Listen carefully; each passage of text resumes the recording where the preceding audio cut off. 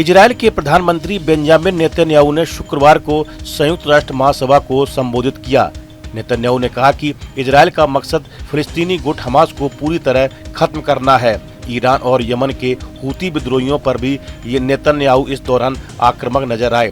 हालांकि गाजा युद्ध के चलते उनको संयुक्त राष्ट्र महासभा में भारी अलगाव और विरोध का सामना करना पड़ा।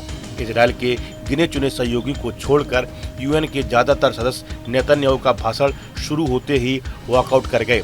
जब नेतन्याहू बोल रहे थे तो महासभा का हॉल लगभग खाली था, क्योंकि उनके भाषण से पहले कई देशों के प्रतिनिधि बाहर चले गए थे। हालांकि अमेरिकी प्रतिनिधिमंडल नेतन्याहू को सुनने के लिए हॉल में बैठा रहा। कुछ अन्य देशों के प्रतिनिधियों ने भी नेतन्याहू को सुना, लेकिन इजरायली प्रतिनिधिमंडल ने जोरदार तालियां बजाई जब उन्होंने बताया कि इजरायल ने लेबनान में हिजबुल्लाह सदस्यों के सैकड़ों पेजर उड़ा दिए। सीएनएन की रिपोर्ट के मुताबिक इन धमाकों में कम से कम 37 लोगों की मौत हुई, जिनमें कुछ बच्चे भी शामिल थे। इसके अलावा 3000 लोग घायल हुए थे। यह जानकारी लेबनान के स्वास्थ्य विभाग ने उस समय दी।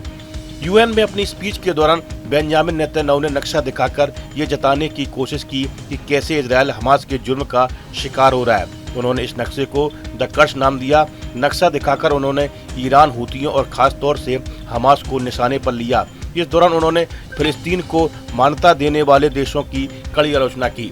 वहीं इजरायल के प्रमुख सहयोगी अमेरिका के प्रेसिडेंट डोनाल्ड ट्रंप की जमकर प्रशंसा की। नेतन्याहू ने अपने भाषण में फिलिस्तीन को राष्ट्र का दर्जा देने को पागलपन करार दिया। उन्होंने कहा कि हाल ही में कई देशों का फिलिस्तीन को देश के तौर पर मान्यता देना शर्मनाक है।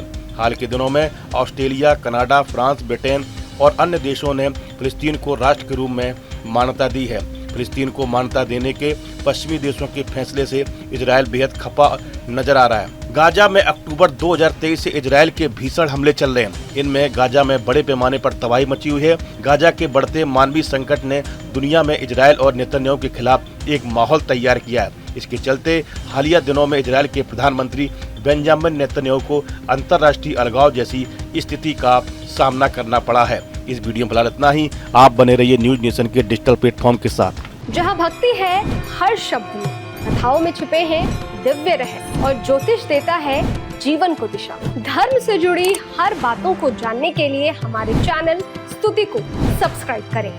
चैनल पर जाने के लिए इस लिंक पर क्लिक करें।